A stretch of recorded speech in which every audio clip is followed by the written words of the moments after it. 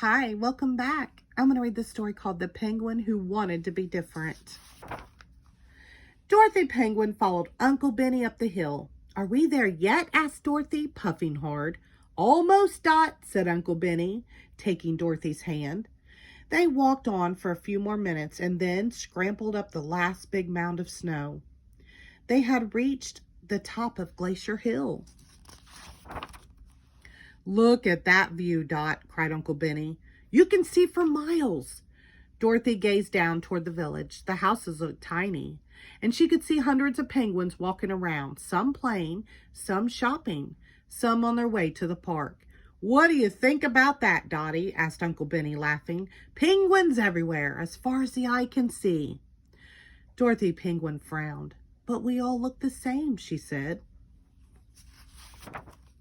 The next day, Dorothy wandered into the garden. She was still frowning. What's the matter? Asked Dorothy's mother, looking up.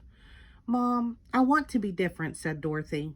I'm just the same as all the other penguins, and you are different, Dorothy. You're different and special to me, said Dorothy's mother. Now, have you written your letter to Santa Claus yet? Not yet, Mom. But Dorothy stammered. Why don't you go and see what Uncle Benny is doing? Suggested Dorothy's mom. Dorothy waddled off sadly. Why can't she be just like all the other small penguins? Sighed Dorothy's mom as she went back to work. Hello, Dottie, said Uncle Benny. Have you come to help me fix this old sled? Uncle Benny, how can I make myself different? Dorothy asked eagerly. What a strange question, replied Uncle Benny kindly. Why would you want to be different when you're lucky enough to be a penguin? But Uncle Benny, said Dorothy. Don't be silly, Dottie, interrupted Uncle Benny. Now, what are you going to ask Santa to bring you for Christmas? I don't know yet, Dorothy mumbled, kicking up the snow. I'm going out to play. See you later. Dorothy slid off. She liked sliding on the ice. Dorothy's twin friends Ness and Rory were playing outside their house. Hello, Dot, giggled Ness. Look at our list of presents, said Rory. We asked for a sled, 2 new scarves, and a Snow Wars computer game. And here's our letter to Santa, cried Ness excitedly. Have you written your letter yet? Not yet, said Dorothy thoughtfully. But maybe I should. She borrowed a piece of paper from the twins and began to write very carefully. Here is Dorothy's letter. Dear Santa, I'm sorry to bother you right now when you're so busy, but I would like a very special present this year. I want to be different. That would be the best present of all. I know you can do it, Santa. Thank you very much. Love, Dorothy. P.S. I've been very good this year. Ask Mom. Dorothy felt very pleased with herself. She mailed the letter to Santa and skipped off to play.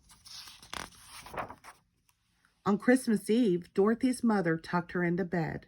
Good night, Dorothy. Sleep well. Good night, Mom, said Dorothy happily. I can't wait until tomorrow, Dorothy's mother smiled. In the middle of the night, an old man with a bushy white beard and sparkly eyes called to his friends. It's time, everyone, he said. We have to start work. Hurry. A small elf whispered into his ear. What's that? Asked Santa.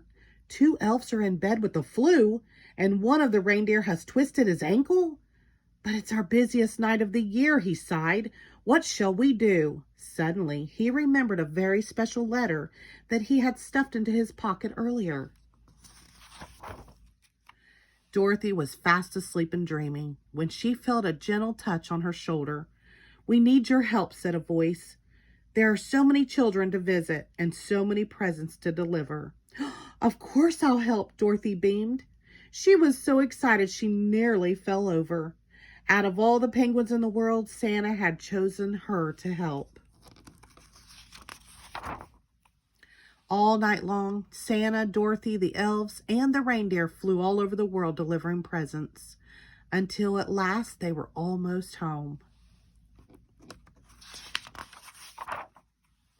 This is the last one, Dorothy, said Santa sleepily. Thanks for all your help.